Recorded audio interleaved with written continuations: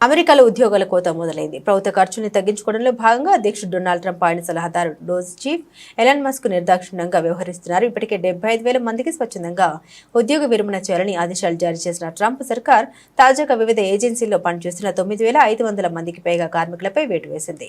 తొలగింపులకు గురైన వారిలో ఫెడరల్ భూముల వ్యవహారాలు చేసే కార్మికులు, మిలిటరీ ప్రముఖుల కేర్ పనులు చేసే ఉద్యోగులు ఉన్నారు. అదేవిధంగా ఇంటీరియర్ డిపార్ట్మెంట్లో ఎనర్జీ, వెటరన్స్ అఫైర్స్, వ్యవసాయం, హెల్త్ అండ్ హ్యూమన్ సర్వీసెస్ ఉద్యోగులు కూడా ఉన్నట్టు తెలుస్తుంది. కాగా ఫెడరల్ ఏజెన్సీలన్నింటినీ అమెరికా వదిలించుకోవాల్సిన సమయం వచ్చేసిందని ఇప్పటికే ఎలాన్ మస్క్ ప్రకటించారు. ప్రభుత్వ పనితీరును సమూలంగా పునర్వ్యవస్థీకరించడంలో భాగంగా ఈ చర్య తప్పదని స్పష్టం చేశారు. వృధా ఖర్చుల తగ్గింపు, సామర్థ్య పెంపు కోసం ఏజెన్సీల సామూహిక మూసివేతలు తప్పవన్నారు. ఇందులో భాగంగా ఫెడరల్ వర్క్స్ ఫోర్స్ లో పరిమాణాన్ని తగ్గించేందుకు ప్రొబేషనరీ ఏడాది కంటే తక్కువ అనుభవం ఉన్న ఉద్యోగులను తొలగించాలని మస్క్ ఆదేశాలు జారీ చేశారు. అన్ని విభాగాల్లో ప్రొబేషనరీ ఉద్యోగులను తొలగించాలని ఏజెన్సీలకు స్పష్టం చేశారు. అయితే ఉద్యోగాల కోతలు విధించే వాటిలో law enforcement, national security, immigration విభాగాలకు ఎగ్జిక్యూటివ్ ఆర్డర్లో మినహాయింపు ఇచ్చారు. పోస్టల్ సేవలు మినహాయించి అమెరికాలో దాదాపు 23 లక్షల మంది ప్రభుత్వ ఉద్యోగులున్నారు. వీరంతా వివిధ ఏజెన్సీలో పనిచేస్తున్నారు. ఫెడరల్ శ్రామిక శక్తిలో భద్రతా సంబంధిత ఏజెన్సీలు ఎక్కువగా భాగాన్ని కలిగి ఉన్నాయి. కానీ అమెరికా వ్యాప్తంగా లక్షలాది మంది ప్రజలు మాజీ సైనికుల ఆరోగ్య సంరక్షణను,